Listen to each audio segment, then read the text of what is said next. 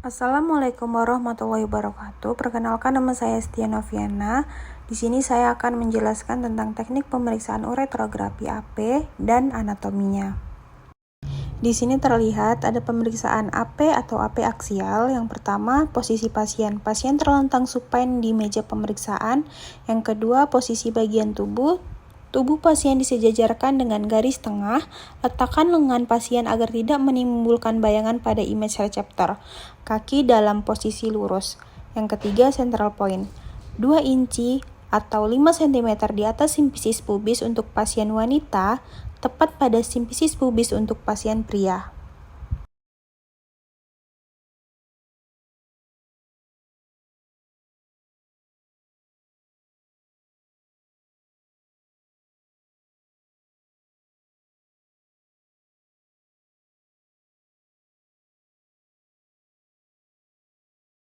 Yang keempat, central ray. Jika AP, sinar tegak lurus terhadap image reseptor. Jika AP aksial, sinar diarahkan 10-15 derajat ke kaudal. Kolimasinya 24x30 cm untuk expose dilakukan pada akhir ekspirasi.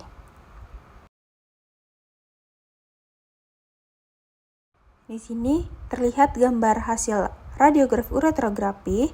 Untuk anatominya, yang pertama, uretra anterior, uretra penil, bagian uretra yang melewati korpus sphingosum penis tampak sebagian segmen panjang melengkung ke atas. Uretra bulbar, bagian yang melebar terletak di bawah simfisis pubis yang terlipat saat penis ditarik ke samping untuk pemeriksaan RUG. Yang kedua, uretra posterior, uretra membrosa, segmen yang melewati diafragma urogenital dan mengandung sphincter uretra eksterna.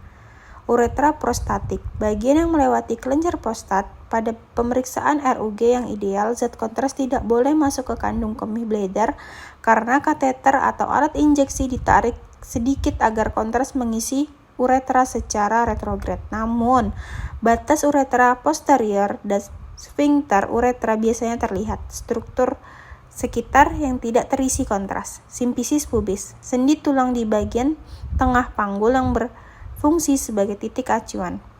Tulang panggul pelvis, tulang ilium, ischium, dan pubis terlihat jelas. Kaput femur dan femur proximal, tulang paha bagian atas. Kandung kemih bladder biasanya tidak terisi kontras kecuali zat kontras telah melewati sphincter.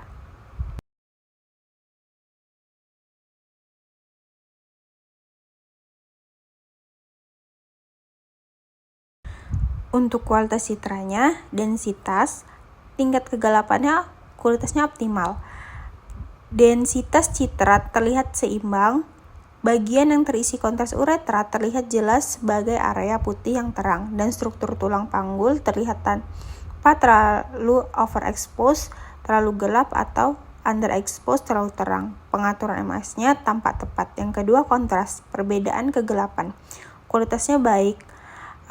Terdapat kontras yang sangat baik antara zat kontras putih cerah dan jaringan sekitar atau udara.